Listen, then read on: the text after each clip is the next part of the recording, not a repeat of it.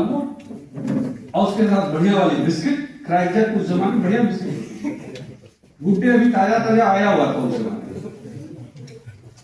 कहे आलोक जी, हम आपको अपने पिताजी की कविताएं सुना। अब मैं फंस गया, चाय गले में अटक गई, उतरती नहीं थी। हम आप कविता भी सुनना पड़ेगा, सबसे कठिन था। भाई साहब आप बोर तो नहीं हो रहे ना?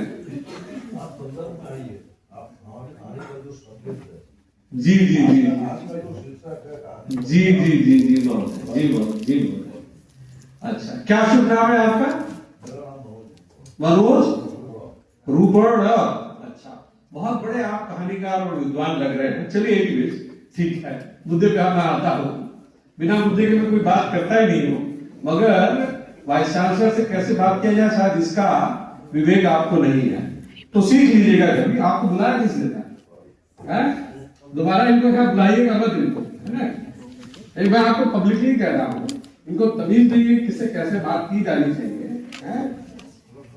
ये मैं बता रहा हूँ आप, और इनको अभी कहिए कि निकल जाए यहाँ से। आपका यहाँ पे स्वागत नहीं, आप जा सकते हैं, निकलिए यहाँ से।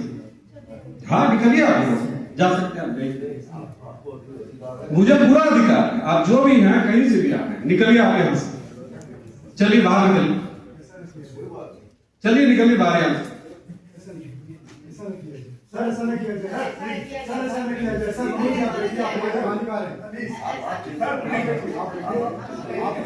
नहीं एकदम बात, जो भी है महोदय, आपको अगर अच्छा लग रहा है तो आप ही जा सकते। नहीं आपको अच्छा नहीं लग रहा है तो आप ही जा सकते। जाने नहीं ठीक है, हमने बुलाया था तो हम जाने के लिए क्या है। अरे ठीक है भाई, जाइए आप यहाँ से।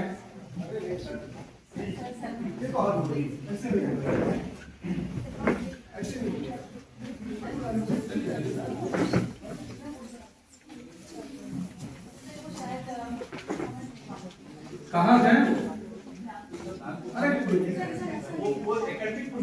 अरे नहीं जानते तो कम से कम बात करने का तरीका तो होता है।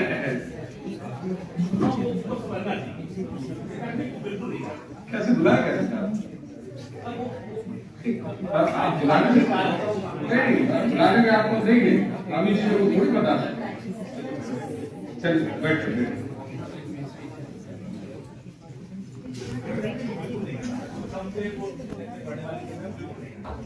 नहीं जानते तो उसका यहाँ क्या काम है?